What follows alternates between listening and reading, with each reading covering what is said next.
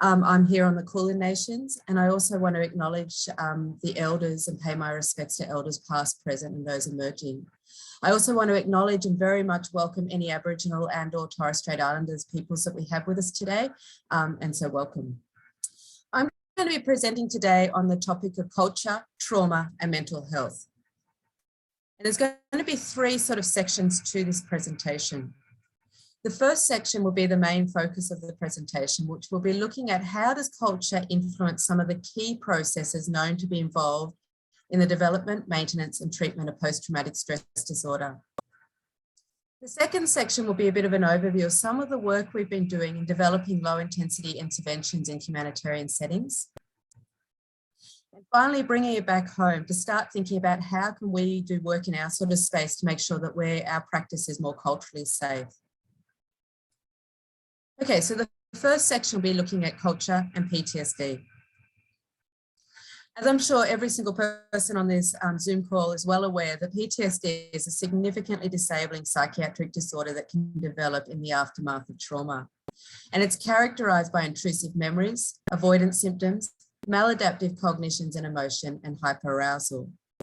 We know that PTSD is very problematic for an individual, but also has impacts on people's families and on society. And we know that if we don't treat PTSD symptoms, the symptoms will often be there for decades. And importantly for this presentation, research has now shown that PTSD has been observed in most societies and cultures. So it seems that PTSD is a global phenomenon that can develop in the aftermath of trauma. So since PTSD was introduced in the DSM in the 1980s, there's been a huge amount of research trying to understand the cognitive and emotion processes as to why do some people develop PTSD following trauma?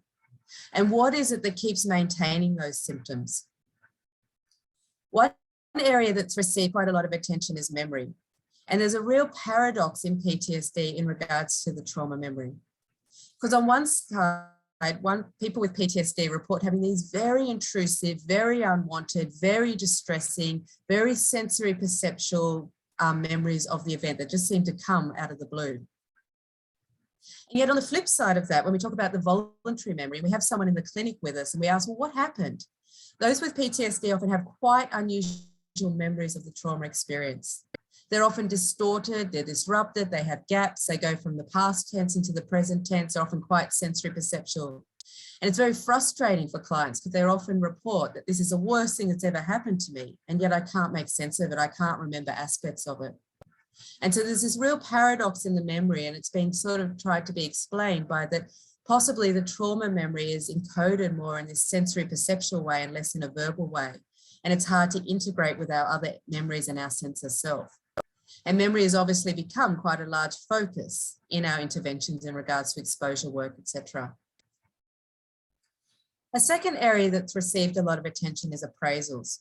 So appraisals is the way that someone makes sense of the trauma and what happened following the trauma. And there's lots of research showing that appraisals are associated with PTSD symptoms.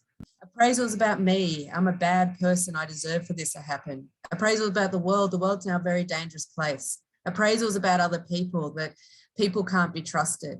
And appraisals about my recovery, there's something about me, I'm going crazy. And appraisals have received a lot of attention because we can identify them and modify them, which is very important as clinicians. Because clinicians, we can't change what actually happened in the trauma. But appraisals, we can help someone in terms of making sense. And obviously this has become a big focus of our cognitive work in PTSD. Emotion regulation is another process known to be involved in PTSD. So those with PTSD experience really strong emotions and often negative emotions. And it can be fear and anxiety, but it also can be very strong emotions of guilt, of shame, of anger. And so this is really taxing on someone's emotion regulation strategies. We also know that those with poor emotion regulation are more likely to develop PTSD, and emotion regulation is strongly associated with PTSD symptoms. The research also highlights that if we can target emotion regulation in our interventions, the dropout lowers and the treatment effects improve. So memory, appraisals, emotion regulation are all involved in PTSD. And this list is by no means exhaustive. There's obviously a whole host of other processes, but it is to make a point that I'm going to come back to in a minute. So we've got a really sophisticated understanding of why someone develops PTSD and the processes involved in the maintenance. And this has been very instrumental in guiding our treatment approaches. Yet there is a significant limitation and problem. Almost all of this research has been conducted in Western cultural contexts and is therefore based on Western norms and Western cultural values. And this is problematic because globally, actually most trauma survivors are not from Western cultural backgrounds. And in places like Australia, the US, Europe, cultural diversity is celebrated. And so this raises really important questions. Is all this literature, all this understanding, can it be generalized more globally, or is it quite specific to certain cultural groups? Furthermore, that we know that if we don't culturally tailor our mental health interventions, the effect sizes are quite small. But if we can, they improve considerably. And yet in the instance of PTSD, there's so little science to guide clinicians as to how to do this. We're told in our clinical framework, our clinical policies, that we need to be culturally adaptive. We need to be culturally responsive. And yet again, there is so little evidence to guide us as to how to do this. Compounding this problem further, if we leave the PTSD and even the clinical research aside, there is decades of research showing us now that culture influences many of the exact same processes known to underpin PTSD and its treatment. It impacts how people remember things. It impacts how I make sense of my experiences, and it impacts how I regulate emotion. The same process is known to underpin PTSD. There's obviously a whole lot of cultural differences and values. We won't go through them all today, but I just want to pick out two that have been the attention of a lot of research. The first is individualistic versus collectivistic. So individualistic cultures such as Australia, the US, Europe, where the self is seen as very separate, very distinct, very unique, and very much an agent, an agency. Whereas in collectivistic cultures, which are more like East Asian cultures, Middle Eastern cultures, African, indigenous cultures, the self is much more about interdependence and relatedness and fitting in with others in that group harmony. There's also cultural differences in emotion. We know that cultures differ and how expressive they are about emotion, or how restrained, how people make sense of emotion, how they appraise emotion. And DeVos has done some really lovely work comparing the West and East Asian cultures, where in the West, the pursuit of life is often happiness, where positive and negative emotions are seen as opposites. And often there's this pursuit of positive emotions and an aim to try and avoid negative emotions. Where in East Asian cultures, the aim isn't always happiness. The positive and negative emotions are seen that they can coexist and that negative emotions are very important. So if there's cultural differences in how people understand emotion, then it follows that there's likely to be cultural differences in emotional disorders, such as PTSD. So if we try and start integrating some of this research together, we know that in PTSD, as I mentioned, that memory is disrupted, distorted, and there's gaps. But people with PTSD not only have troubles with the trauma memory, it actually is more global. They have trouble with their just everyday autobiographical memories. And an instance of this is memory specificity. So memory specificity is being able to remember an event that occurred at a particular time and a particular place in less than a 24-hour period. So if I say the word party to everybody, I want people to try and recall a specific event, a specific party that people went to that was a particular time, particular place, less than 24 hours. People became able to bring up a memory. An example for me is I took my 9-year-old son a few weeks ago to a roller skating party that happened on a Sunday. If you ask people with PTSD to do that, they really struggle. I like going to parties. I often go to parties. I actually don't have many parties. They really have trouble providing those specific memories from their lives. And it's proposed because at this specific level of memories where the trauma memory is and those distressing memories. And so people try and recall these general memories because they're less emotional. And while this may be effective in the short term, in the long term, it becomes problematic. Because not only am I not remembering the trauma memory, I'm not remembering my negative memories, my neutral memories, my positive memories, which are important for cognitive functioning, for daily functioning, for my social interactions, my identity, etc. Let's leave this PTSD literature aside for a moment and let's see what the cultural literature tells us about memory. There is decades of research now indicating that those from individualistic cultures and collectivistic cultures significantly differ in how they provide their memories. Where those from individualistic cultures, their memories are much more about agency, autonomy, self-focus, and they're often specific memories. Where those from collectivistic cultures tend to focus on others, interpersonal interactions, group harmony, and they tend to be more general. And these differences have been emerged even from those preschool years. So our autobiographical memory is thought to develop in those sort of early years of life around 3 or 4 years of age. And one of the main ways that we learn to start to remember is the way we talk to our caregivers. Our caregivers provide scaffolding of how we report our past experiences. And there are cultural differences in the way that mothers talk to their children so that children start to learn how they are to provide memories that align with what's expected from their culture. And there's lots of research demonstrating this. So, for example, Tommy comes home in Australia from a party and mum is likely to say, how was the party? Did you have fun? What did you do? Did you go down the slide? Did you enjoy this part of it? And so Tommy, very early on, is learning it's about me, it's about my emotions, they're very important, everyone wants to know about them, and they're specific memories and I'm the lead player in the story. In the same instance, Tommy comes home, let's say in China, and it's much more, did you behave yourself or other people there? Did they have a good time? Same experience, but mothers are teaching children to attend to different things and provide these different memories from their life experiences. And so then when we ask children and adults to provide memories from their lives, we see these stark differences in how people actually provide their memories.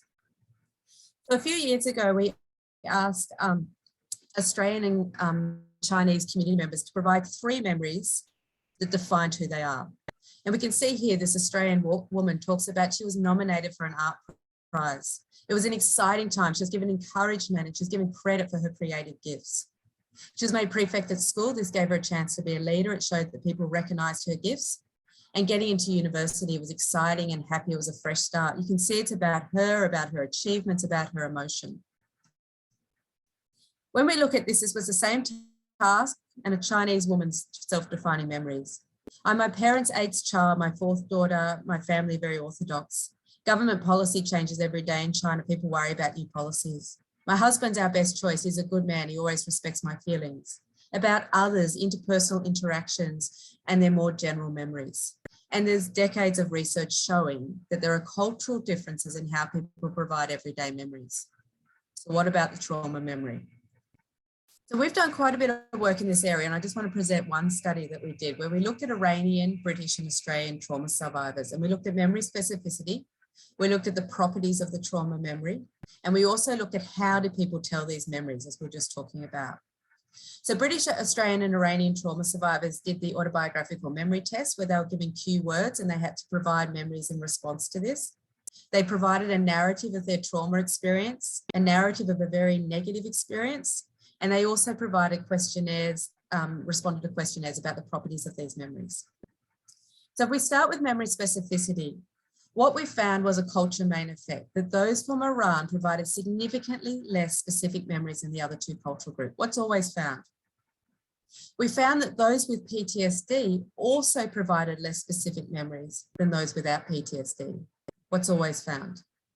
But interestingly, there was no interaction. So those with PTSD, regardless of what cultural background someone's from, seems to have trouble providing these specific memories. If we then move on to looking at the properties of the memories, we looked at a whole lot of properties. I'm not going to go through them all because it would take a long time, but I just want to highlight recollection, and the same pattern of results was found for all the other properties. If we look at the negative memories, we can see that the British report higher properties than the Iranian group. And again, that's because the British are promoting of their memories and their unique memories and the importance of them. When we look at the trauma memory, if we look at those without PTSD, the British group again scores significantly higher than the Iranian group. Again, what's always found in the cultural literature. But when we look at those with PTSD, we found that regardless of whether they're British or Iranian, they had the same disruptions and distortions in their memory of the trauma experience. So again, it seems for those with PTSD, there's disruptions and distortions in memory. However, we did find that there were cultural differences in how people provided the memory, that those from individualistic cultures tended to provide longer memories and they're more about themselves, are more egotistical. So in summary, in regards to memory, it seems that those with PTSD have more overgeneral memory, regardless of someone's cultural background.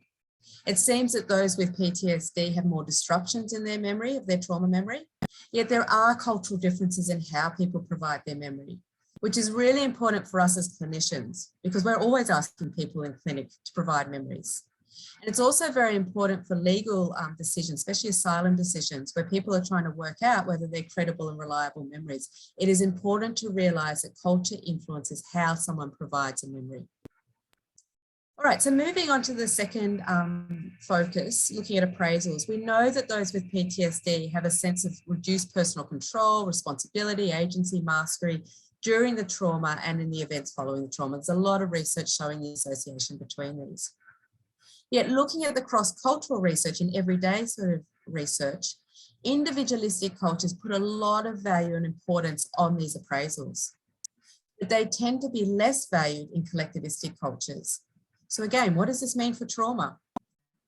So we looked at the influence of culture on appraisals and PTSD symptoms, and we used European Australian and Asian Australian trauma survivors, and we looked at their appraisals of control following trauma. And we found that control appraisals were associated with PTSD, what's always found. But cultural groups strongly moderated this association, where this association was very strong and significant for European and Australian trauma survivors. But for Asian Australian trauma survivors, the associations were weak and often non-significant.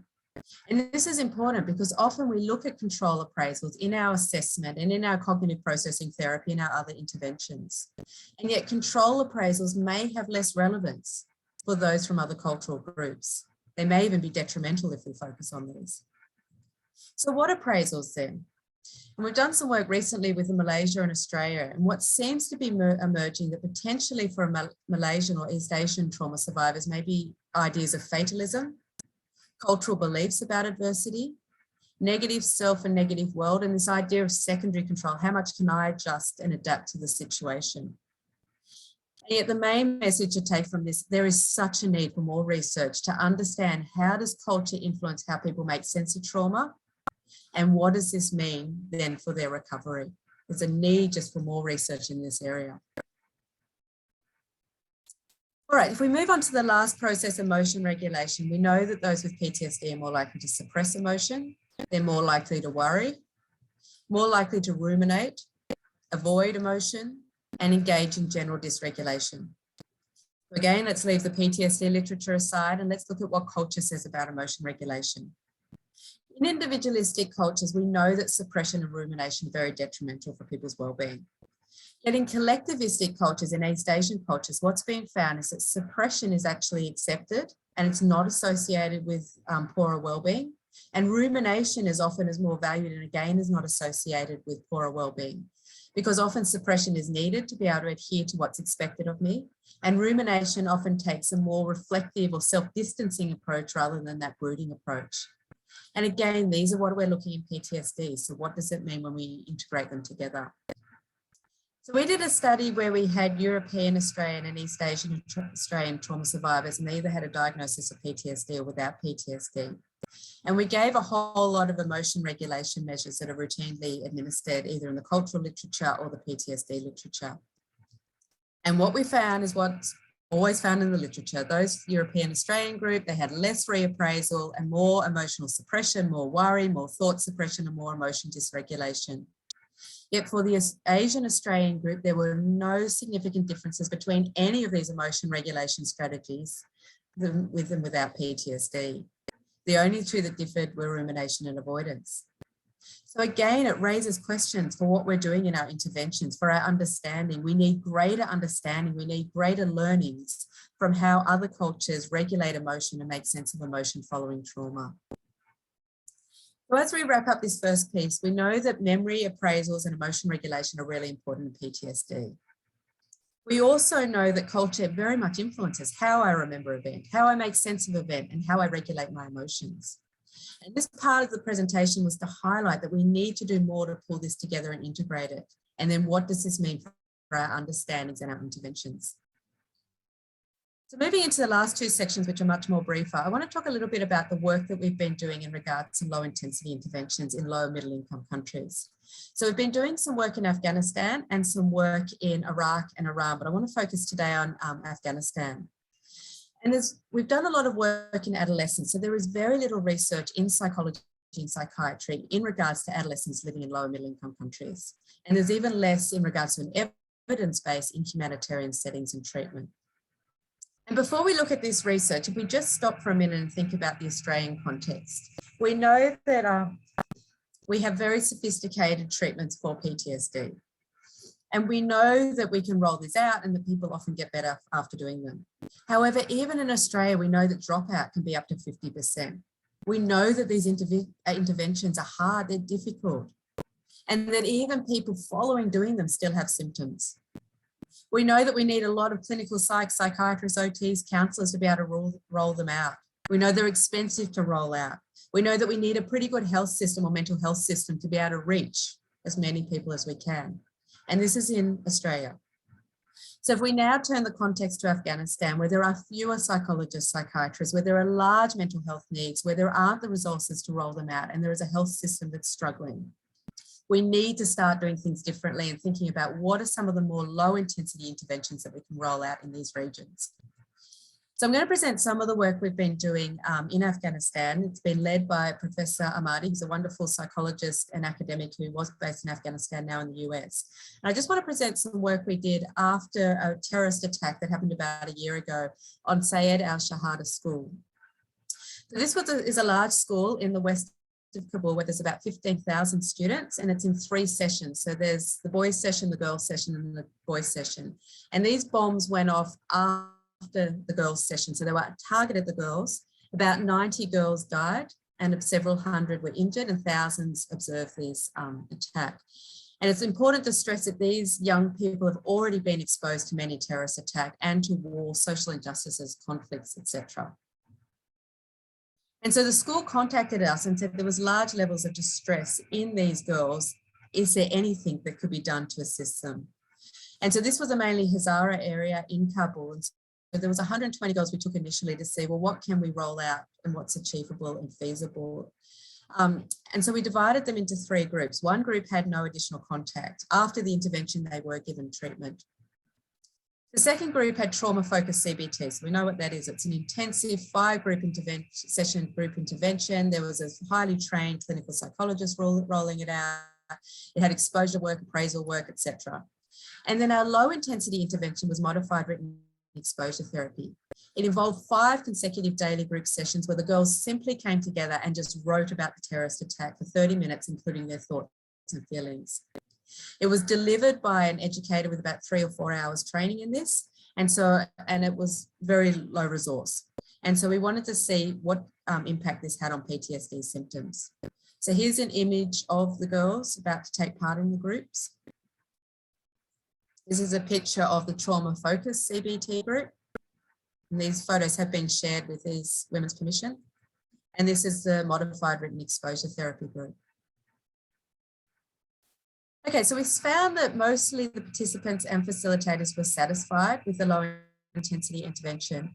We had about 15% dropout, which wasn't bad given it is a PTSD intervention. And some of this dropout was associated with our follow-up period, especially because this was the time that the US and the allies were leaving Afghanistan. So there's a lot of turmoil going on in Kabul at that time. For those who didn't drop out, they attended all the sessions. And we found that it did improve symptoms of PTSD. So here we are at baseline. You can see PTSD very elevated in these girls.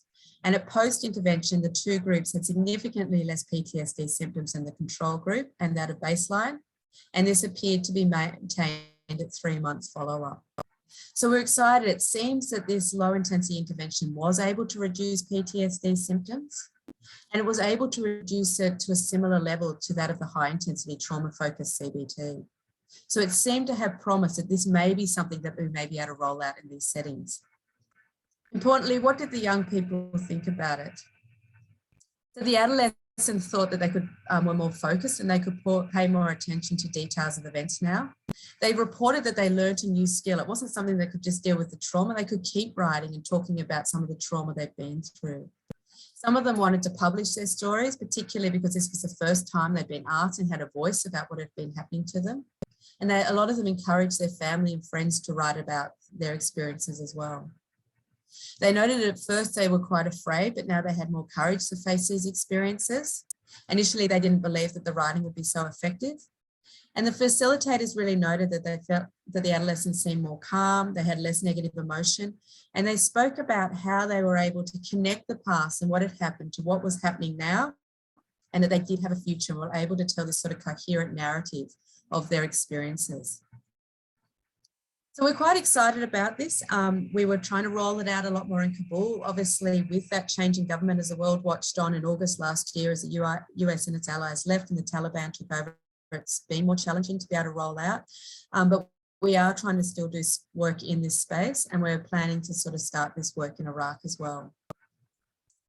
All right, so just in the last few minutes, I want to bring it back to us and think about what we're doing in our clinical practice and trying to improve our cultural safety of what we're doing. So as the first part of this presentation focused on, we were really trying to understand the role and understanding of culture from an evidence base, from a science base, from what the literature is telling us.